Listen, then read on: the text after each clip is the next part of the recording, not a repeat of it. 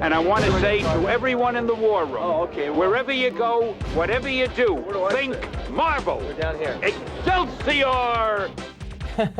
We're thinking Marvel, Stan, but right now we got our hands full with Spawn. Welcome back to the SF Vortex, everybody. We are still in the war room with Spawn director Mark Dippe, screenwriter ERIC WALLACE, and sci-fi critic Robert Meyer Burnett. Guys, let's take a quick look here at a viewer letter. It is from Amy, and Amy writes, I think Spawn is a great thing.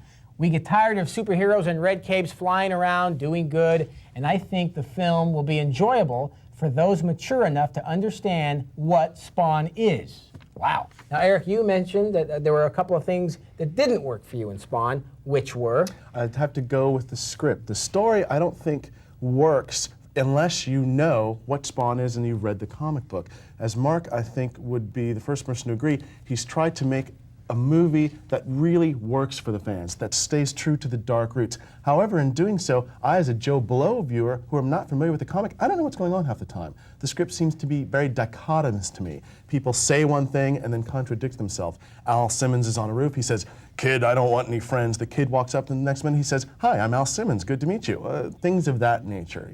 It just doesn't work for me. Robert, did it work for you? Well, I think one of the problems that I had with the film as well was, whereas the comics create a reality that I believe in, when I turn the pages of McFarlane and Greg Capullo's work, I believe it. But the film, the opening of the film had this great scene where they attack this airfield, and I'm like, great, it's like right out of a James Bond film, very cool. And then the reality was sort of tenuous, and it sort of unraveled for me, and I didn't believe what I was watching. I didn't believe the predicaments of the characters, and I didn't believe Al Simmons' plight either. I think they should have spent more time dealing with him as a man, as a person, rather than as a superhero. I think part of that is backed up, though, by the way the world's shown in the film. You have the stuff on the alleys and on the rooftops, which seem like this gothic world out of Batman, but then you've got Al Simmons' home, which is suburbia. Those places don't even look like they're on the same planet, let alone in the same movie. Mark, what do you think of all this?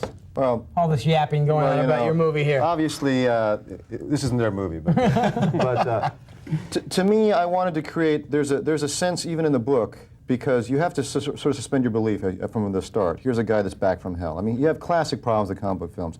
Here you have a guy, the clown, this squat, corpulent, 300-pound, disgusting, malicious beast, walking around with normal human beings. My favorite part of the movie was John Leguizamo. I thought he was terrific. The guy's brilliant. Right. Also, you had this notion of this kind of gothic, decayed city, but again, in which there's human beings living normal lives. I mean, you have this kind of idea of this mixture of, in my mind, this phantasm of heaven and hell here on Earth. Now, why is there an alley? I mean, we can go and talk about all these points and all these ideas, but for me, why is Spawn even in an alley in a decayed Gothic church? To me, the notion there is symbolically the people that are cast off. They're like this. They're the ones that are stuck between heaven and hell. Mm-hmm. Like the tenderloins of our cities are those places that accept anyone. Those are people that have seen anything. They're the ones who are on the border between heaven and hell. They don't declare themselves as blatantly good or declare themselves as blatantly evil. So those kinds of ideas are very important to me for the place in which Spawn lives. But at the same time, Spawn is with people.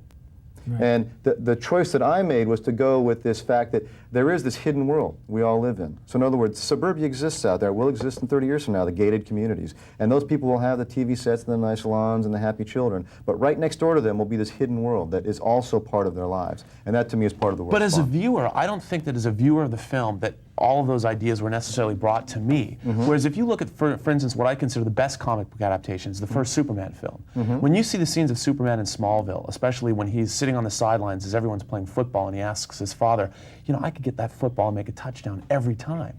We as viewers, we can relate to that because we know we've always been there. We can relate to that as human beings. In Spawn, it's really difficult for me as a member of the audience living in 1997 America to connect with this world, to believe it. Yeah, well again, I mean, my response would be, it just depends on what you're after. See, to me, the world of Superman, again, is the men in tights. It's that kind of very simplified, the good guy eats Wheaties and he has got big shoulders, he's nice to girls. Spawn is a very, very different world. Spawn is a guy from hell that's fighting to save his soul, and he has a very tough choice to make, whether to let his anger play. And in this world, I think it's very different, and one of the reasons it appeals, I think, to people is that, you know, we're all misunderstood. Things don't go the way we want them to, and that's sort of a lot of strength of what Spawn is about. And things aren't going my way right now because I'm being told we're out of time. I got to get out of here. I want to thank my guests. I want to thank Mark Dippe, ERIC WALLACE, and Robert Meyer Burnett for joining me. Guys, will you come back soon? Yeah. There you have it, folks. There's more in the Vortex. Don't go anywhere. See you in a minute.